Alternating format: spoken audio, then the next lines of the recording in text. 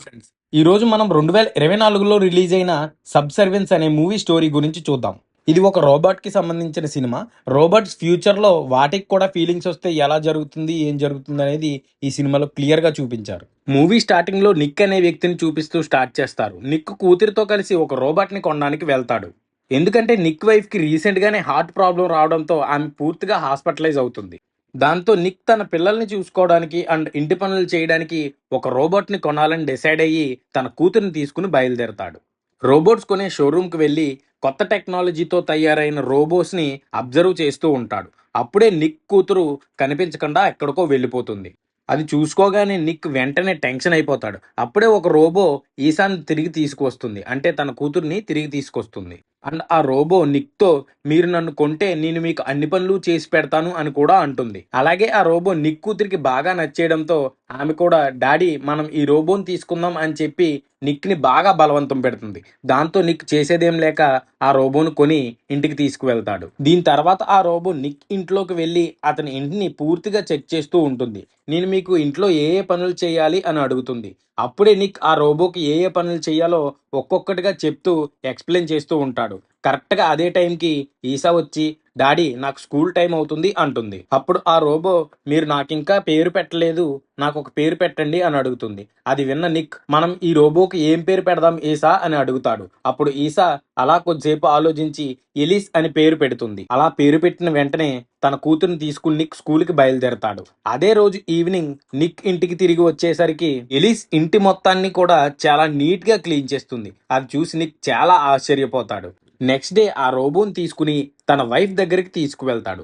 అప్పుడు Nick wife తన కుటుంబానికి చాలా దూరంగా ఉంటున్నానని చాలా బాధపడుతూ ఉంటుంది. అది చూసి నిక్ నువ్వేం బాధపడకు. నీకు త్వరగా నయమైన తర్వాత ఇంటికి తిరిగి వచ్చేస్తావు. అప్పుడే మనం మళ్ళీ మన పాత జీవితాన్ని హ్యాపీగా గడపవచ్చు. అలా అని చెప్పి తన వైఫ్‌కి ధైర్యం ఇస్తాడు. నెక్స్ట్ డే నిక్ తన పనిచేసే కన్‌స్ట్రక్షన్ కంపెనీ సైట్‌కి వెళ్తాడు. అక్కడ కన్‌స్ట్రక్షన్ కంపెనీ ఓనర్ కన్‌స్ట్రక్షన్ పనులు త్వరగా కంప్లీట్ చేయడానికి కొన్ని రోబోట్స్‌ని తీసుకున్నానని, దాంతో నేను కొంతమంది వర్కర్స్‌ని జాబ్‌లో నుంచి పీకేస్తున్నానని నిక్‌తో చెప్తాడు. అలాగే ఆ జాబ్ నుండి తీసేసిన వాళ్ళ పేర్లల్లో నిక్ పేరు కూడా ఉంటుంది. దాంతో నిక్‌కి బాగా కోపం వచ్చి అతన్ని బాగా తిట్టి గొడవ పెట్టుకుని ఇంటికి తిరిగి వచ్చేస్తాడు. ఆ రోజు నైట్ నిక్ ఎలిసాతో మాట్లాడుతూ మా ఓనర్ గాడు మీలాంటి రోబోట్స్‌తో పని చేయించుకుంటూ నన్ను జాబ్‌లోంచి పీకేశాడు అని ఎలీసాకి చెప్తాడు. దాని తర్వాత కొద్దిసేపటికి నిక్ టీవీ ఆన్ చేసుకుని ఒక రొమాంటిక్ లవ్ స్టోరీ మూవీని చూస్తూ ఉంటాడు. అప్పుడే అక్కడికి ఎలీసా వస్తుంది. ఆమెను అడుగుతాడు.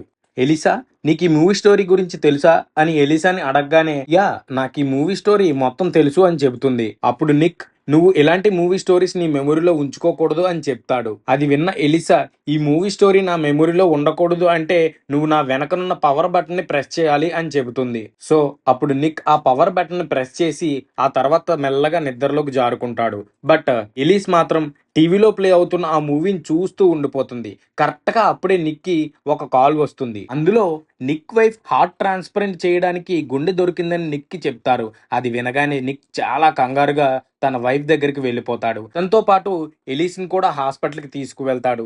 నెక్స్ట్ నిక్ వైఫ్ అతన్ని, అతని పిల్లల్ని బయటికి వెళ్ళిపోమని ఎలిస్‌తో పర్సనల్‌గా మాట్లాడుతుంది. ఆమె ఎలిస్‌తో ఇలా అంటుంది. ఒకవేళ నా ఆపరేషన్ ఫెయిల్ అయ్యి నేను చనిపోతే నా పిల్లల్ని చూసుకోవడానికి నిక్ ఉన్నాడు కానీ నిక్‌ని చూసుకోవడానికి ఎవ్వరూ లేరు. కాబట్టి నేను ఇన్‌కేస్ చనిపోతే నువ్వు నిక్‌ని చాలా బాగా జాగ్రత్తగా చూసుకోవాలని ఎలిస్‌కి చెప్తుంది. హాస్పిటల్‌లో ఒక్క నిమిషం అందరూ కంగారుగా ఉంటారు. ఒక డాక్టర్ నిక్ దగ్గరకు వచ్చి నీ భార్యకు ట్రాన్స్‌ప్లాంట్ చేద్దాం అనుకున్న గుండె ఇక్కడికి తీసుకువస్తున్నప్పుడు తుఫాన్ రావడం వల్ల ఆ గుండెని ఇక్కడికి తీసుకురాలేకపోయాము అని చెప్తాడు. ఈ విషయం తెలియగానే నిక్ అండ్ ఫ్యామిలీ చాలా బాధపడిపోతారు. తన భార్యను ఓదార్చి అక్కడి నుంచి పిల్లల్ని తీసుకుని ఇంటికి వచ్చేస్తాడు. అదే రోజు నైట్ నిక్ తన వైఫ్‌కి ఆపరేషన్ జరగలేదని చెప్పి చాలా కోపంగా ఉంటాడు. అది చూసి ఎలీస్ తన చేతిని పట్టుకుంటుంది. అలాగే నిక్ చేతిని తీసుకుని తన గుండె పైన పెట్టుకుంటుంది. అప్పుడే నిక్‌కి ఈ రోబోకి కృత్రిమంగా తయారు చేయబడిన గుండె కూడా ఉందని, ఎలీస్ ఒక మనిషి ఎలా ఉంటాడో సేమ్ అలానే బిహేవ్ చేయగలదు అని తెలుసుకుంటాడు. దీని తర్వాత ఎలీస్ నిక్‌ని కామ్ చేయడానికి అతనితో కలవడానికి ప్రయత్నం చేస్తూ ఉంటుంది. కానీ నిక్‌కి అస్సలు ఇంట్రెస్ట్ ఉండదు. తనతో కలవాలని అస్సలు అనిపించదు. నెక్స్ట్ నిక్ తనతో పాటు పనిచేసే వాళ్ళతో డ్రింకింగ్ చేయడం స్టార్ట్ చేస్తారు. అక్కడే నిక్ అండ్ వాళ్ళు కూడా వాళ్ళకి జాబ్ తీసేసినందుకు కన్‌స్ట్రక్షన్ కంపెనీ ఓనర్ పై చాలా కోపంగా ఉంటారు. అప్పుడే ఒక వ్యక్తి వ్యక్తి కన్స్ట్రక్షన్ కంపెనీలో ఉన్న రోబోట్స్ ని నాశనం చేద్దామని మిగతా వాళ్ళందరికీ సలహా ఇస్తాడు. వెంటనే బయలుదేరి ఆ రోజు నైట్ వర్కర్స్ అందరూ కలిసి కన్స్ట్రక్షన్ సైట్ కి వెళ్తారు. అక్కడే రోబోట్స్ అన్ని కూడా ఒక సెక్యూరిటీ రూమ్ లో ఉంటాయి. ఆ రూమ్ లాక్ ని ఓపెన్ చేయడానికి దానికి ఒక కోడ్ ఉంటుంది. ఆ కోడ్ నిక్కీకి మాత్రమే తెలుసు. అక్కడ ఉన్న వారందరిలోని నిక్కే తెలియడంతో ఆ కోడ్ చెప్పమని అడుగుతారు. కానీ నిక్ ఆ కోడ్ చెప్పకపోవడంతో అతను నీ కూతురు బర్త్డేనే పాస్వర్డ్ గా పెట్టి ఉంటావని చెప్పి పాస్వర్డ్ ఎంటర్ చేసి ఆ డోర్ ని ఓపెన్ చేస్తాడు. అప్పుడు వర్కర్స్ అందరూ కూడా ఆ రూమ్ లో చాలా రోబోట్స్ ని చూస్తారు. ఒక రోబో దగ్గరికి రావడంతో దాన్ని డెస్ట్రాయ్ చేసి మిగతా వాటిని కూడా డెస్ట్రాయ్ చేస్తారు. అది జరిగిన రోజు నైట్ నిక్ స్నానం చేస్తూ ఉన్నప్పుడు ఎలిస్ తన వైఫ్ డ్రెస్ వేసుకుని దగ్గరికి వస్తుంది. అది ఎందుకు వేసుకున్నావు నువ్వు అని అడుగుతాడు. అప్పుడు ఎలిస్, నువ్వు చాలా టెన్షన్ లో ఉన్నావు కదా, సో దీంతో నీ టెన్షన్ మొత్తం తగ్గించడానికే నీ దగ్గరికి వచ్చాను అని చెప్పి ఆ డ్రెస్ ని విప్పేసి నిక్ తో కలవడానికి ట్రై చేస్తుంది. కానీ నిక్ ఎలిస్ తో కలవడానికి నిరాకరిస్తాడు. అప్పుడే ఎలిస్ తన కళ్ళకి గంతలు కట్టేస్తుంది. దాంతో నిక్ ఎలిస్ ని తన భార్యలా ఊహించుకుంటాడు. ఫైనల్ గా ఎలిస్ తో ఇంకా మింగిల్ అవడం తప్ప వేరే ఆప్షన్ లేక మింగిల్ అయిపోతాడు. నెక్స్ట్ డే మార్నింగ్ లేవగానే బాగా ఫీల్ అవుతూ ఎలిస్ దగ్గరికి వెళ్లి, నిన్న నైట్ మన ఇద్దరి మధ్య జరిగింది పెద్ద తప్పు, ఇక నుండి మన ఇద్దరి మధ్య అలాంటివి జరగకూడదు అని అంటాడు. అది విన్న ఎలిస్, నువ్వు నా వల్ల సంతృప్తి చెందలేదా అని అడుగుతుంది. అప్పుడు నిక్, నాకు భార్య పిల్లలున్నారు, అసలు నీతో నిన్న నేను అలా చేసి ఉండకూడదు. సరే, జరిగిందేదో జరిగింది, ఇప్పటి నుంచి మన ఇద్దరి మధ్య ఇలాంటివి ఇంకేమీ జరగకూడదు అంటాడు. అది అయిన తర్వాత నిక్ రోబోట్స్ ని డెస్ట్రాయ్ చేసిన కన్స్ట్రక్షన్ సైట్ కి వెళ్తాడు. అక్కడ కన్స్ట్రక్షన్ కంపెనీ ఓనర్ ఉంటాడు. కొంతమంది పోలీసులు ఇన్వెస్టిగేషన్ స్టార్ట్ చేస్తారు. అతను నిక్ ని చూసి, ఈ రోబోట్స్ ఉంచిన రూమ్ పాస్వర్డ్ నీకు తప్ప ఇంకెవ్వరికి కూడా తెలీదు. ఒకవేళ ఇన్సిడెంట్ జరగడానికి కారణం నువ్వే అని తెలిసిందో నీ ప్రాణాలు నీకు దక్కవు అని నిక్ ని హెచ్చరిస్తాడు. కరెక్ట్ గా అప్పుడే హాస్పిటల్ వాళ్ళు కాల్ చేసి నిక్ ని, నీ భార్య ఆపరేషన్ కి కావాల్సిన గుండె దొరికింది అని చెప్తారు. దాంతో నిక్ వెంటనే హాస్పిటల్ కి బయలుదేరతాడు. అక్కడ కొన్ని రోబోట్స్ నిక్ వైఫ్ కి ఆపరేషన్ చేస్తూ ఉంటాయి. మొత్తానికి ఆ రోబోట్స్ అయితే ఆపరేషన్ కంప్లీట్ చేస్తాయి. సక్సెస్ఫుల్ గా ఆపరేషన్ కంప్లీట్ అవుతుంది. కొన్ని రోజుల తర్వాత నిక్ తన వైఫ్ ని తీసుకుని ఇంటికి వెళ్తాడు. నెక్స్ట్ నిక్ వైఫ్ చాలా స్లోగా కోలుకుంటూ ఉంటుంది. ఇంటి పనులు కూడా చేయడం స్టార్ట్ చేస్తుంది. అలా కొద్ది రోజులకి ఒక రోజు నిక్ వైఫ్ మెట్ల మీద నుంచి కింద పడిపోతుంది. అప్పుడు ఎలిస్ వచ్చి ఆమెను కాపాడి లేపి తన జాగ్రత్తగా తన రూమ్ కి తీసుకువెళ్తుంది. నెక్స్ట్ ఆ రోజు నైట్ నిక్ ఇంటికి రాగానే ఎలిస్ తన వైఫ్ పడిపోయిన విషయం గురించి తనకు చెబుతుంది. అప్పుడు వెంటనే దాంతో నిక్ అక్కడి నుంచి పరిగెత్తుకుని వెళ్లి వాళ్ళ వైఫ్ దగ్గరికి, డార్లింగ్ ఏమైంది, ఇప్పుడు ఎలా ఉంది అని అడుగుతాడు. వెంటనే ఆమె, నాకేం కాలేదు, నేను బాగానే ఉన్నాను అని చెబుతుంది. దీని తర్వాత నిక్ అతని వైఫ్ కూడా చాలా కాలం తర్వాత కలుసుకుని చాలా హ్యాపీగా ఎంజాయ్ చేస్తూ ఉంటారు. కరెక్ట్ గా అప్పుడే ఎలిస్ వీళ్ళ దగ్గరికి వచ్చి, ఈసాకి ఏదో పీడకలు వచ్చింది, ఏడుస్తుంది అని చెప్పి వాళ్ళ మూడ్ స్పాయిల్ చేస్తుంది. కొద్దిసేపటికి నిక్ ఇంట్లోంచి బయటకు వచ్చేస్తాడు. అదే టైంకి కరెక్ట్ గా ఆ రోజు రోబోట్స్ ని డెస్ట్రాయ్ చేసిన ఆ వ్యక్తి అక్కడికి వస్తాడు. వచ్చి, ఆ రోబోట్స్ నాశనం అవ్వడానికి కారణం నేనే అని మన ఓనర్ గాడికి తెలియకూడదు అని చెప్పి, ఒకవేళ తెలిసిందంటే నేను నిన్ను కూడా ఆ ప్రాబ్లంలో ఇరికిస్తానని నిక్ ని బ్లాక్మెయిల్ చేస్తూ ఉంటాడు. దాంతో నిక్ కి కోపం వచ్చి బ్లాక్మెయిల్ చేసిన వ్యక్తి ఇద్దరు కూడా కలిసి గొడవ పడి కొట్టుకుంటూ ఉంటారు. నిక్ ఫ్రెండ్ కొంచెం బలంగా ఉండడంతో నిక్ ని పట్టుకుని చితక్ కొడుతూ ఉంటాడు. అదే టైంకి ఎలిస్ అక్కడికి వచ్చి కొలిగ్ ని చితక్ కొట్టుడు కొట్టి గాల్లోకి ఎగరేసి పడేస్తుంది. అప్పుడు నిక్ తో ఇలా మాట్లాడుతుంది, నేను రావడం గనక ఆలస్యం అయి ఉంటే నీ కొలిగ్ నిన్ను చంపేసేవాడు. ఒకవేళ నువ్వు చనిపోతే నీ పిల్లల్ని చూసుకోవడానికి ఎవరు ఉండేవారు అని కొంచెం తేడాగా మాట్లాడుతుంది. ఇది విన్న నిక్కి, అసలు నువ్వు ఏం మాట్లాడుతున్నావు అని ఎలిసా మీద అరుస్తాడు.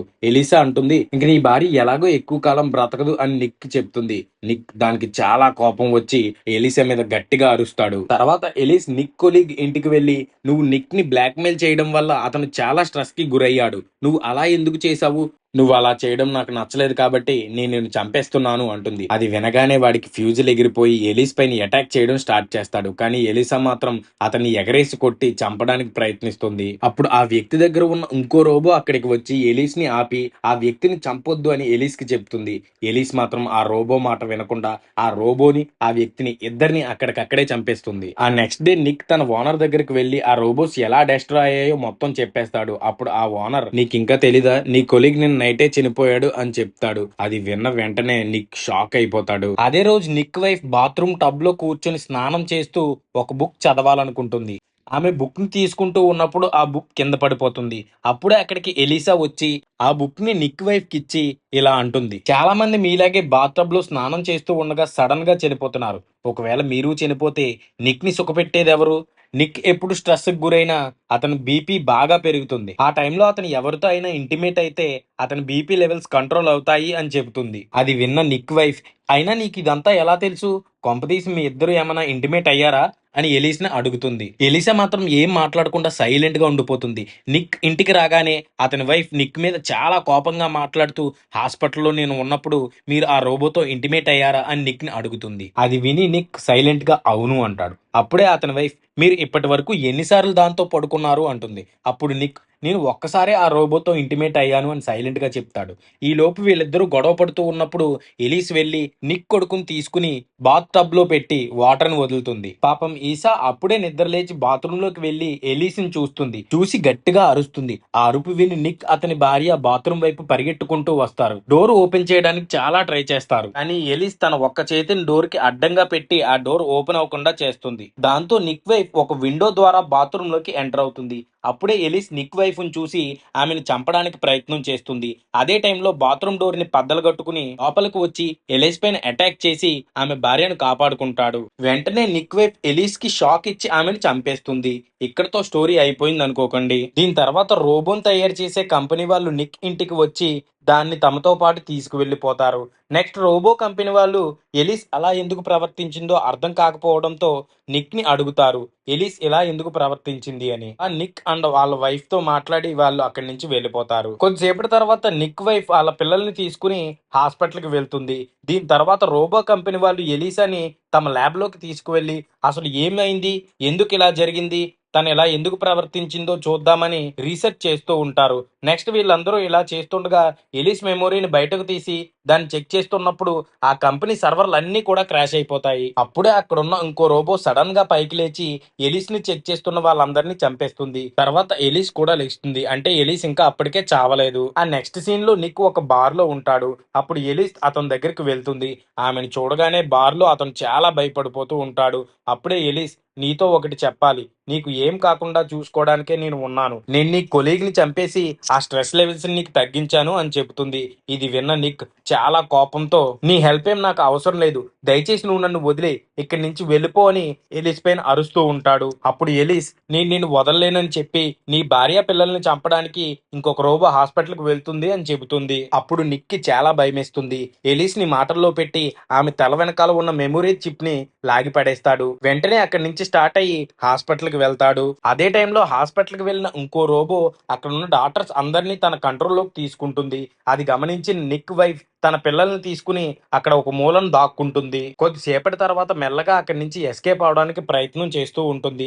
ఆ రోబో కనిపెట్టేసి ఆమె దగ్గరకు వచ్చి, ఈ గుండె నీ దగ్గర ఉండడం వల్లే కదా నిక్ నన్ను పట్టించుకోవడం లేదు. ఒకవేళ ఈ గుండె నా దగ్గరే ఉంటే నిక్ నన్నే లవ్ చేస్తాడు అని చెప్పి ఆమె గుండెను బయటకు తీయడానికి ప్రయత్నం చేస్తూ ఉంటుంది. అప్పుడే నిక్ ఒక కారు వేసుకుని చాలా స్పీడ్ గా అక్కడికి వచ్చి ఆ రోబోని గుద్దేస్తాడు. బట్ ఆ రోబో మాత్రం ఆ యాక్సిడెంట్ నుంచి తప్పించుకుని మళ్ళీ నిక్ వైఫ్ ని చంపడానికి ప్రయత్నం చేస్తూ ఉంటుంది. నిక్ అతని వైఫ్ చాలా కష్టపడి ఫైనల్ గా ఆ రోబోను కూడా చంపేస్తారు. దీని తర్వాత నిక్ మళ్ళీ తన జాబ్ లో జాయిన్ అయ్యి తన ఫ్యామిలీని హ్యాపీగా చూసుకుంటూ ఉంటాడు. ఇంకా మరో పక్క ఈ రోబోట్స్ తయారు చేస్తున్న కంపెనీ వాళ్ళు తమ రోబోట్స్ ఎందుకు అలా ప్రవర్తిస్తున్నాయో తెలుసుకోవడానికి ఆ సిస్టమ్స్ ని ఆన్ చేస్తూ ఉంటారు. అప్పుడే ఎలిస్ మళ్ళీ స్లోగా కదులుతుంది. ఇక్కడ మనకి చాలా క్లియర్ గా అర్థమవుతుంది ఎలిస్ ఆ కంపెనీ సిస్టమ్స్ ని తన కంట్రోల్లోకి తీసుకుందన్న విషయం. అలాగే దానికి అసలు చావే లేదని కూడా తెలుస్తుంది. ఇక్కడతో ఈ మూవీ ఫ్యూచర్ లో ఏమవుతుంది అనే క్వశ్చన్ మార్క్ తో ఎండ్ అవుతుంది. సో ఇది ఫ్రెండ్స్ ఈ రోజు వీడియో. మరి మళ్ళీ ఇంకొక మూవీతో మళ్ళీ మేము ముందుకు వస్తాం.